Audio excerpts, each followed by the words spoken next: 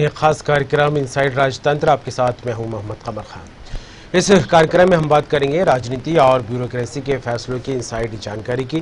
खुलासा करेंगे कि आखिर इन फैसलों के अंदर के कारण क्या है। हमारे साथ रहेंगे न्यूज वर्ल्ड के पॉलिटिकल एडिटर उमेश निगम जी। उनसे चर्चा करेंगे, पूरे विस्तार से जानेंगे क्या कुछ है मामले। तो शुरू करते हैं सिलसिला इनसाइड स्टोरी का।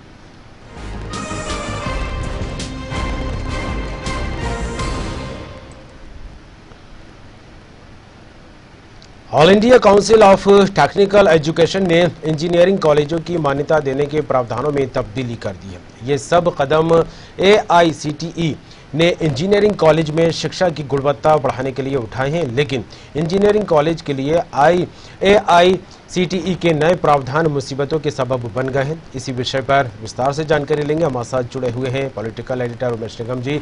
उमेश जी, आपका स्वागत है। किस तरह देखिए इंजीनियरिंग कॉलेज में जिस तरह से मान्यता को लेकर बात की जाए और अब एडमिशन और अन्य उसको लेकर बात की जाए तो काफी कुछ बदलाव होने की खबर निकल कर सामने आ रही है।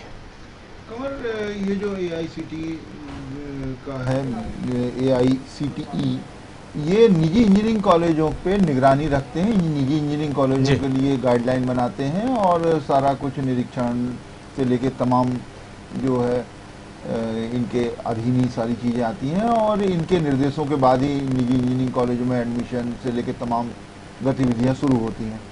तो कई बार ये देखा गया है कि निजी इंजीनियरिंग कॉलेजों में ये जो है एक व्यवसाय बना लिया गया है और बहुत से कॉलेजों में ऐसा होता है कि एडमिशन बहुत कम है, फिर भी स्टूडेंटों को रखा हुआ है। अब वहाँ जब एडमिशन कम होते हैं तो संसाधन स्टूडेंटों को जो प्रैक्टिकल से लेके तमाम और सारी चीज़ें होनी चाहिए, किस तरह के प्रोफेसर होने चाहिए, वो सारी चीज़ें उनको उपलब्ध नहीं हो पाती है।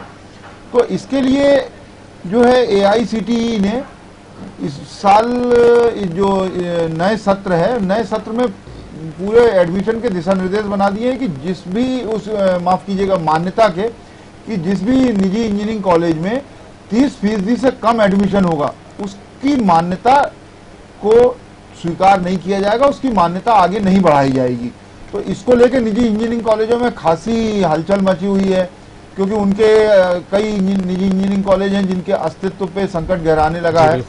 आपको एक चीज और बताना चाहूंगा कि प्रदेश में फिलहाल 151 निजी इंजीनियरिंग कॉलेज हैं और इसमें से 50 ऐसे इंजीनियरिंग कॉलेज हैं जहां एक भी एडमिशन नहीं हुआ था मौजूदा सत्र में जी। तो कई ऐसे हैं जहां बहुत कम एडमिशन हुए हैं, 12, 13 या और भी कम संख्या में।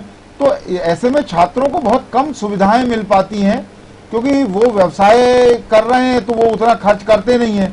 तो जो जिस मापदंड के साथ निजी इंजीनियरिंग कॉलेज में छात्रों को पढ़ना चाहिए वो उनकी पढ़ाई नहीं हो पाती, उन्हें उस स्तर की पढ़ाई मिल नहीं पाती। बिल्कुल उमेश जी, उस स्तर की पढ़ाई देने के लिए जाहिर सी बात है मैनेजमेंट को इस हिसाब के इंतजाम भी करने होंगे, लेकिन जब 2, 4 या गिनती के स्टूडेंट ही होंगे तो मैनेजमेंट को भी कहीं ना कहीं मैनेज करने को लेकर दुविधाएं सामने आती रही होंगी। जी हाँ, बिल्कुल। जब स्टूडेंट कम होते हैं तो उनको भी दिक्कत आती है, कम, चूंकि उनको भी जो स्टूडेंट है उन्हीं से फंड मिलता है, उसी से वो इस कॉलेजों का आगे का मेंटेनेंस से लेकर दुनिया भर का सारा संचालन करते हैं। तो जब स्टूडेंट नहीं होते हैं तो उनके यहाँ भी दिक्कत होती है। तो बस फिर यही होता है कि स्टूडेंट को एडमिशन तो दे दिया जाता है, लेकिन वो उनको उस स्तर की ना पढ़ाई मिल पाती है, ना ही प्रैक्टिकल करने को कोई ऐसे अवसर मिलते हैं। तो अब डिग्री लेने की बात है कि डिग्री फिर उनको एग्जाम में शामिल होके डिग्री हाथ लग जाती है, लेकिन उस स्तर की पढ़ाई उन्हें नहीं मिल पाती है। तो जो अभी नए नियम बने हैं उस नियम के तहत जो है पिछले 5 साल के फर्स्ट और थर्ड सेमेस्टर में 30% से जो कम एडमिशन हुए होंगे ये पूरा कैलकुलेशन किया जाएगा, उसके आधार पर ही मान्यता को आगे बढ़ाया जाएगा। बिल्कुल AICTE को लेकर बात की जाए तो बड़ा बदलाव यहाँ पर निकलने की बात निकलकर सामने है और जिस तरह से आंकड़ों को लेकर उन्होंने बात का हवाला दिया है कि जो पिछले सत्र को लेकर बात की जाए तो उस हिसाब से स्टूडेंट्स नहीं है जिस हिसाब से कॉलेज थे और एडमिशन भी नहीं हुए। तो ऐसे में स्कूल माफ कीजिएगा कॉलेज मैनेजमेंट की तरफ से कोई रुख देखने को मिला इस बदलाव को लेकर? जी हाँ, कॉलेज मैनेजमेंट इसका विरोध कर रहे हैं और कॉलेज मैनेजमेंट का कहना है कि इसमें जो 5 साल के फर्स्ट सेमेस्टर और थर्ड सेमेस्टर की जो 30% एडमिशन का कैलकुलेशन किया जाएगा, तो ये वाला इस जो प्रावधान किया है AICTE ने, तो इसको परिवर्तन किया जाए और जो कॉलेज संचालकों ने निजी कॉलेज संचालकों की एक एसोसिएशन है, उन लोगों ने भी प्रस्ताव तैयार किया है और वो बातचीत भी चल रही है। हालांकि संभावना बहुत कम है, क्योंकि AICTE बिल्कुल इस मामले में समझौता करने के लिए तैयार नहीं हो, नहीं वो कोई तब्दीली करने के मूड में है, क्योंकि उनका ये मानना है AICTE के जो पदाधिकारियों का कि इससे शिक्षा की जो गुणवत्ता है उस गुणवत्ता की नहीं मिलती, एडमिशन कम होते हैं तो छात्रों को जिस गुणवत्ता की शिक्षा मिलनी चाहिए उस गुणवत्ता की वो नहीं मिल पाती है जी। इसलिए ये नियमों में तब्दीली करना बहुत जरूरी है और मान्यता अब उसी आधार पर दी जाएगी। बिल्कुल उमेश जी, और जिस तरह बात की जाए प्रदेश में 151 इंजीनियरिंग कॉलेज है, इसका जिक्र आपने भी किया, और मौजूदा सत्र को लेकर बात की जाए तो 50 इंजीनियरिंग कॉलेज में एक भी सीट पर एडमिशन नहीं हुआ। बाकी काफी चिंता की बात है, और ऐसे में क्या कुछ कारण निकलकर सामने आ रहे हैं कि जो स्टूडेंट्स उनका रुझान इन कॉलेजेस की तरफ नहीं मिला, क्या वहां पर इस तरह की फैसिलिटीज नहीं थी या कुछ और भी कारण हो सकते हैं? कमर, एक तो बहुत ज्यादा संख्या में इंजीनियरिंग कॉलेज खुल गए हैं, उस मात्रा में स्टूडेंट मिलते नहीं है कॉलेजों को। शुरुआती दौर में ये जो निजी इंजीनियरिंग कॉलेज थे ये अच्छा खासा व्यवसाय हो गए थे लोगों के लिए, वन टाइम इन्वेस्टमेंट है, उसके बाद स्टूडेंट उसमें एडमिशन लेते रहते हैं लगातार और अच्छा खासा इंजीनियरिंग कॉलेज चलते रहते हैं। लेकिन जब इनकी संख्या बहुत ज्यादा बढ़ने लगी, स्टूडेंट की संख्या तो उतनी थी, वो उन्हीं कुछ चुनिंदा इंजीनियरिंग कॉलेजों में जाने लगे जहां सुविधाएं अच्छी मिलने लगी, जहां पढ़ाई ज़्यादा अच्छी होती थी, तो वहां एडमिशन ज़्यादा ले लेंगे। और दूसरे बहुत सारे ऐसे इंजीनियरिंग कॉलेज थे जहां एडमिशन लेने में स्टूडेंटों ने कोई दिलचस्पी नहीं दिखाई, तो वहां संख्या दिन पर दिन कम होती चली गई। अब वो इंजीनियरिंग कॉलेज संचालित तो हो रहे हैं, लेकिन उस गुणवत्ता के साथ वो छात्रों को शिक्षा नहीं दे रहे हैं जिस गुणवत्ता के साथ जो पैमाने AICTE ने बनाए हुए हैं उस पैमाने के हिसाब से वो नहीं दे पा रहे हैं। चलिए, बिल्कुल अब देखने वाली बात होगी, नए प्रावधानों की बात सामने आ रही है, नए नियम बनाए जा रहे हैं, बदलाव किया जा रहा है, इसका कितना असर देखने को मिलता है। फिलहाल उमेश जी रुक करेंगे अगली खबर का, और अब बात करेंगे एक और प्रशासनिक खबर को लेकर। सब्सिडी के चलते प्रदेश की तीनों विद्युत वितरण कंपनियों की सांसें उखड़ने लगी है। इस राज्य सरकार अलग अलग योजना में हितग्राहियों को बिलों में छूट देती है। इस छूट के एवज में विद्युत वितरण कंपनियों को राज्य सरकार से सब्सिडी की राशि मिलती है, लेकिन लंबे समय से तीनों विद्युत वितरण कंपनियों को इन योजनाओं की सब्सिडी की राशि सरकार से नहीं मिल रही है। अब इस सब्सिडी की यह राशि 36,000 करोड़ पर पहुंच गई है। इसी विषय पर बात करेंगे, ज्यादा जानकारी लेंगे। हमारे साथ जुड़े हुए हैं पॉलिटिकल एडिटर उमेश निगम जी। उमेश जी, बिजली बिल की बात की जाए, बिजली विभाग के तीनों कंपनियों को लेकर बात की जाए तो सब्सिडी को लेकर कहीं ना कहीं खबर निकलकर सामने आ रही है, क्या कुछ है पूरा मामला? कमर, मध्य प्रदेश में 3 विद्युत वितरण कंपनियां हैं। मध्य क्षेत्र में भोपाल सहित आसपास का सारा क्षेत्र आता है, और इधर मालवा अंचल के लिए जो है वो पूर्व विद्युत वितरण कंपनी है, जिसमें इंदौर सहित मालवा का, उज्जैन और सारी जो है शहर है वो उसमें सम्मिलित है। भोपाल में जो मध्य विद्युत वितरण कंपनी है उसमें भोपाल के साथ ही चंबल और ग्वालियर क्षेत्र भी सम्मिलित है। इसके अलावा जबलपुर में पश्चिम विद्युत वितरण कंपनी है जो पूरा महाकौशल और बिंद का क्षेत्र उसमें आता है। तो इन तीनों विद्युत कंपनियों के जो है राज्य सरकार समय समय पे अलग अलग योजनाएं जो है वो लॉन्च करती रहती है, और उस योजनाओं के माध्यम से उपभोक्ताओं को कई तरह की छूट दी जाती है, जिसमें घरेलू उपभोक्ता भी हैं, किसान भी हैं, उद्योग से जुड़े हुए उपभोक्ता भी हैं, और भी कई उपभोक्ता हैं। तो इन सबको राज्य सरकार जो छूट देती है उसके एवज में विद्युत वितरण कंपनियों को सब्सिडी दी जाती है। विद्युत वितरण कंपनी छूट देती है राज्य सरकार के निर्देश पर, और जितनी छूट देती है उतनी ही राशि राज्य सरकार इन विद्युत वितरण कंपनियों को देने का प्रावधान है। लेकिन लंबे समय से कई योजनाएं संचालित हो रही हैं छूट की उपभोक्ताओं को, और उपभोक्ताओं को उसका लाभ दिया जा रहा है, लेकिन विद्युत वितरण कंपनी को राज्य सरकार की ओर से उसके एवज में जो सब्सिडी दी जाना चाहिए वो नहीं मिल रही है। और अब ये तीनों विद्युत वितरण कंपनियों की जो सब्सिडी है वो लंबित होते होते 36,000 करोड़ के पास से ऊपर निकल गई है। तो अब इन तीनों विद्युत वितरण कंपनियों की हालत बहुत, आर्थिक स्थिति बहुत खराब हो रही है, क्योंकि बहुत लंबा अमाउंट, बहुत बड़ा अमाउंट उनका अटका हुआ है राज्य सरकार के पास। तो इसको लेने के लिए वो ऊर्जा विभाग में कई बार पहल भी कर चुके हैं, लेकिन फिर भी उनकी ये जो पहल है वो सार्थक अभी तो नजर नहीं आ रही है कि कोई सरकार देने के हाल फिलहाल मूड में भी नहीं, क्योंकि सरकार की भी माली हालत कोई बहुत अच्छी नहीं है। बिल्कुल उमेश जी, क्योंकि जिस तरह से सब्सिडी को लेकर बात निकलकर सामने आ रही है, क्योंकि कम समय की नहीं, काफी लंबा समय होगा और इसके चलते जिस तरह से इस पूरी राशि का टोटल जो निकलकर सामने आ रहा है 36,000 करोड़ पर आ रहा है, जो कि अपने आप में एक बड़ी राशि है। तो क्या कुछ वजह मानी जाए, क्योंकि जिस तरह से सरकारी खजाने की बात आप करने जा रहे थे, मैंने बीच में सवाल कर लिया आपसे, तो सरकार की माली हालत ठीक नहीं है, इस वजह से सब्सिडी रोकी गई है या कुछ और वजह, क्योंकि फाइनेंशियल क्राइसिस कोरोना के चलते चारों ओर देखने को मिल रहा है? जी हाँ कमर, बिल्कुल सही कहा आपने। कोरोना के चलते फाइनेंशियल क्राइसिस है, ये भी एक बहुत बड़ा कारण है। इसके अलावा जो राज्य सरकार की माली हालत है वो भी लंबे समय से कोई बहुत अच्छी नहीं है। बहुत सारी योजनाओं में राज्य सरकार को भी दिक्कतें आती हैं, कई चीजों को वो रोक रोक के भुगतान करते हैं। तो यही कारण है कि राज्य सरकार भी सब्सिडी की नहीं कर पा रही। ऐसे ही और दीगर विभागों में भी जो अनुदान दिया जाना है वो भी नहीं दे पा रहे हैं राज्य सरकार। तो जो सरकार की माली हालत है ये एक बहुत बड़ा कारण है जिसके कारण वो सब्सिडी की राशि नहीं दे पा रहे हैं। जो इंदिरा गृह ज्योति योजना है, इसके तहत जो विद्युत उपभोक्ता है उनके बिजली के बिलों में छूट दी जाती है, जो 100 यूनिट और 150 यूनिट की लिमिट बनाई है। इसके अलावा पीएम सहज बिजली हर घर सौभाग्य योजना है, इसमें भी उपभोक्ताओं को राज्य सरकार छूट देती है। इसके अलावा दीनदयाल ग्राम ज्योति योजना और इंटीग्रेटेड पावर डेवलपमेंट स्कीम भी है जिसमें सब्सिडी दी जाती है। तो सब्सिडी देने राज्य सरकार समय समय पे, खासकर चुनाव के समय पे, इस तरह की घोषणाएं तो हो जाती हैं और वो छूट भी चालू हो जाती है, लेकिन जो उसकी राशि की भरपाई करके विभागों को आगे चलाने के लिए मदद करना चाहिए वो मदद नहीं मिल पाती है, आर्थिक जो मिलना चाहिए।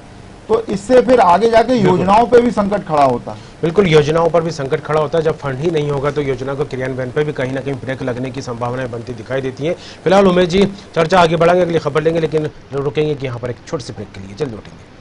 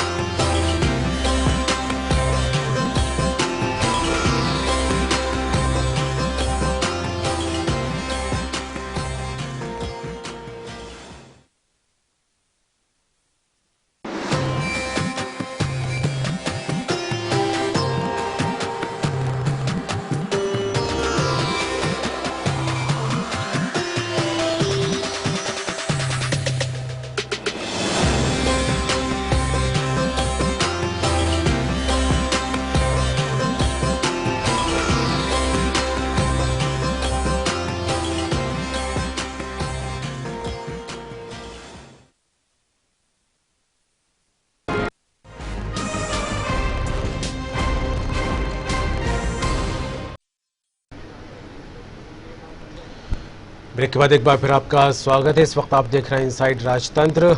खबर लेंगे अगली, जो कि स्कूल टारगेट से जुड़ी हुई खबर है। जी हां, अब चर्चा करेंगे एक और प्रशासनिक खबर की। राज्य सरकार के वित्तीय वर्ष 2021-22 के बजट में सीएम राइज स्कूल खोलने की घोषणा की गई थी। वित्तीय वर्ष के शुरू होने से पहले ही स्कूल शिक्षा विभाग ने सीएम राइज स्कूल के लिए टारगेट तय कर इस पर काम करना भी शुरू कर दिया। कुछ जिले ऐसे भी हैं जहां एक भी स्कूल सीएम राइज स्कूल में तब्दील होने लायक नहीं है, जबकि प्रदेश के कुछ जिले ऐसे भी हैं जहां करीब 70% स्कूल सीएम राइज स्कूल में तब्दील करने लायक पाए गए। प्रदेश के करीब 2 दर्जन जिलों में सीएम राइज स्कूल बनाने में दिक्कत आ रही है। इसी विषय पर जानकारी लेंगे, चर्चा करेंगे और हमारे साथ जुड़े हुए पॉलिटिकल एडिटर उमेश निकम जी। उमेश जी, राइज स्कूल को लेकर बात की जाए, टारगेट तय किया गया था, लेकिन फिलहाल कई स्कूलों की स्थिति ऐसी नहीं कि जो इस टारगेट को पूरा करने में सक्षम साबित हो, या उनकी तस्वीरें ऐसी से नहीं है जिनको लेकर यह कहा जा सके कि राइज स्कूल में इनको तब्दील किया जा सकता है। फिलहाल क्या कुछ दिक्कतें सामने आ रही हैं, क्या कुछ स्थिति अभी तक पूरी देखने को मिल रही इस राइज स्कूल को लेकर? कमर, जो राज्य सरकार ने इस साल का बजट विधानसभा में प्रस्तुत किया था तब घोषणा की गई थी कि मध्य प्रदेश में 1,02,000 का जो सरकारी स्कूल हैं इनको मर्ज करके सीएम जो राइज स्कूल है वो खोले जाएंगे और सीएम राइज स्कूल में जो है उनको सीबीएसई स्तर का स्कूल बनाया जाएगा, जिससे जो प्रदेश सरकार के जो स्कूल हैं उसमें पढ़ने वाले छात्र जो हैं सरकारी स्कूलों में वो भी सीबीएसई के स्तर की जो है शिक्षा प्राप्त करें। इसके अलावा जो सीएम राइज स्कूल है उनमें बहुत सारी ऐसी सुविधाएं दी जाएंगी जो छात्रों को, जिससे उनको पढ़ाई में आगे बहुत सुविधा हो, जिसमें हिंदी अंग्रेजी माध्यम से संचालित होने वाले स्कूल होंगे जो विश्व स्तरीय सुविधाओं से लैस होंगे। उसमें स्विमिंग पूल होगा, बैंकिंग काउंटर होंगे, डिजिटल स्टूडियोज होंगे, कैफेटेरिया, जिम, थिंकिंग एरिया से सारी चीज़ें लैस होंगी। इसके अलावा इसमें जो है प्री नर्सरी से हायर सेकेंडरी की जो कक्षाएं हैं वो सब संचालित होंगी। और ये 15 से 20 किलोमीटर की परिधि में रहने वाले बच्चे जो हैं उसी सीएम राइज स्कूल में पढ़ाई करेंगे और उनको घर से लाने ले जाने के लिए बाकायदा बसों की फैसिलिटी भी दी जाएगी, जो अभी सरकारी स्कूलों में ये सुविधाएं नहीं है। हालांकि राज्य सरकार योजना के तहत साइकिलें जरूर छात्राओं को मुहैया कराते हैं, तब फिर ये साइकिलों की भी जरूरत नहीं पड़ेगी, बसों के माध्यम से जो है छात्राएं सीएम राइज स्कूल में जाएंगे और सारी सुविधाएं होंगी। और ये जो है सीबीएसई और आईसीएसई बोर्ड के इक्विवेलेंट यहाँ पे शिक्षाएं मिलेंगी छात्रों को, और इसमें अलग अलग कवर कैंपस भी होंगे, सारी चीज़ें होंगी। तो इसके लिए प्रदेश सरकार ने इस साल 15,000 सीएम राइज स्कूल खोलने का टारगेट तय किया कि इस साल जो शिक्षण सत्र में 15,000 खोले जाएंगे। फिलहाल 9,200 स्कूल ही इस तरह से मिले हैं जिनको सीएम राइज स्कूल में तब्दील किया जा सकता है। हालांकि स्कूल शिक्षा विभाग इसके लिए खासी मशक्कत कर रहा है कि जो टारगेट तय किया गया है वो शिक्षण सत्र में हो जाए, और प्रथम चरण में 350 स्कूल ये तत्काल ही शुरू किए जाएंगे। बड़वानी में जो है 267 स्कूल जो है सीएम राइज स्कूल में तब्दील करने के लिए कमर चिन्हित किए गए हैं। इसमें से अभी जो है वो 184 स्कूल ही तैयार हो पाए हैं। बाकी के स्कूलों के लिए जो शिक्षा विभाग को दिक्कत आ रही है कई तरह की, तो उसके लिए शिक्षा विभाग ने समीक्षा करके जो जिले के अधिकारी हैं उन लोगों को ताकीद किया है कि जो निर्धारित समय तब तक कर लिया जाए।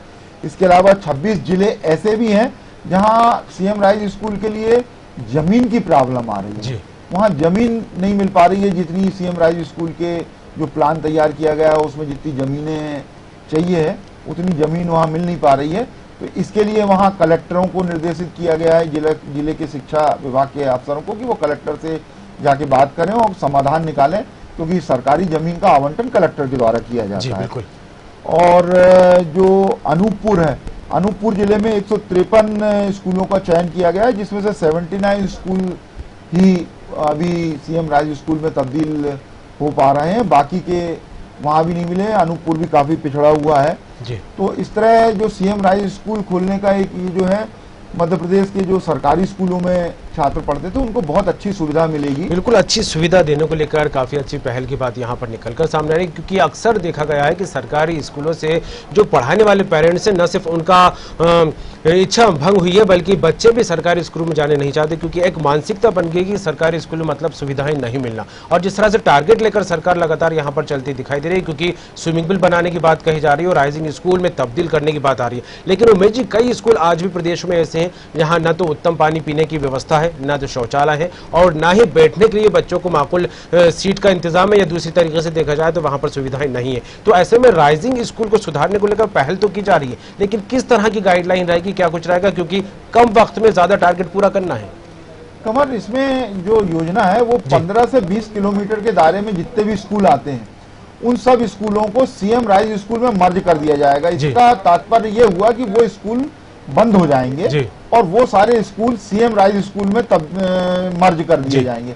अब वहां ये सारी सुविधाएं सब मिलेगी, जिन स्कूलों में नहीं थी सुविधाएं वो सारी सुविधाएं अब यहाँ इन स्कूलों में मिलेगी। तो वो जो छात्र उन स्कूलों में पढ़ा करते थे वो सारे छात्र अब सीएम राइज स्कूल में शिक्षा प्राप्त करेंगे और वो वहां पर एडमिशन लेंगे। तो जिन स्कूलों में ये सुविधाएं नहीं थी उन स्कूलों को तो बंद कर दिया जाएगा, क्योंकि 15 से 20 किलोमीटर के दायरे में एक सीएम राइज स्कूल खोल दिया जाएगा और जहां सुविधाएं नहीं। कुल मिलाकर ये कहा जा सकता है कि प्राइवेट स्कूलों की तर्ज पर अब इस तरह का कदम उठाया जा रहा है ताकि बच्चों को हर एक वो सुविधा दी जाने लगे जो प्राइवेट स्कूलों में मिलती रही है। जी हाँ, बिल्कुल। ये प्राइवेट हो ये रहा था अभी कमर की जो छात्र और छात्रों के अभिभावक ये सभी शिक्षा के साथ में जो वहाँ पे सुविधाएं और संसाधन सारी चीजें मिल रही थी छात्राओं को पढ़ने के लिए, और उनके मानसिक जो स्थिति है उसको डेवलप करने के लिए, तो सारी चीजें वो निजी स्कूलों में ही मिल पा रही थी। और एक तो सीबीएसई भी था वहां पे, और सरकारी स्कूल सीबीएसई के नहीं थे, तो ये भी एक बहुत बड़ा कारण था। तो अब जो सीएम राइज स्कूल खोले जा रहे हैं वो सीबीएसई स्तर के खोले जाएंगे, और वहां वो सारे संसाधन होंगे जो प्राइवेट स्कूलों में थे, बल्कि कई जगह तो जो प्राइवेट स्कूलों में सुविधाएं नहीं है वो भी सुविधाएं वहां पे सीएम राइज स्कूल में मुहैया कराई जाएंगी। चलिए, बिल्कुल कम वक्त में एक बड़ा टारगेट यहाँ पर सरकार लेकर चल रही है ताकि प्रदेश की शिक्षा व्यवस्था जो है सुचारू रूप से चल सके, बच्चों को एक वो गुणवत्ता वाली शिक्षा दी जा सके जिसकी बच्चे ललक रखते हैं, बच्चे चाहते हैं कि हम भी पढ़ लिख कर कुछ अच्छा बने। और अब देखने वाली बात होगी जिस तरह से प्राइवेट स्कूलों की तर्ज पर राइजिंग स्कूल की बात लेकर अब सरकार आगे बढ़ रही है, कब तक ये टारगेट पूरा होता है। वक्त कम है, उमेश जी जल्दी से हमारा प्रसंग वाला जो सेगमेंट है उसको पूरा कर लेते हैं। आज क्या कुछ प्रसंग चर्चाओं में रहा है? कमर, भारतीय प्रशासनिक सेवा के जो पीएस और एसीएस स्तर के अधिकारी हैं, इनको तबादला सूची का बड़े लंबे समय से इंतजार था। तो अब कुछ जगह खाली भी हुई थी, प्रशासन एकेडमी में खाली हुई रिटायरमेंट के बाद, और जो प्रोफेशनल एग्जामिनेशन बोर्ड है वहाँ खाली हुई, इसके अलावा माध्यमिक शिक्षा मंडल में भी खाली हुई। लेकिन एडिशनल चार्ज देकर अधिकारियों को वहाँ पे जिम्मेदारी दे दी है, और जो पदोन्नत होते जा रहे हैं एसीएस और पीएस के उस पे, तो उनको वो जिम्मेदारी नहीं मिल रही है। तो इसको लेके जो करीब आधा दर्जन आला अफसर हैं उनको बड़ी इस वक्त खींच हो रही है।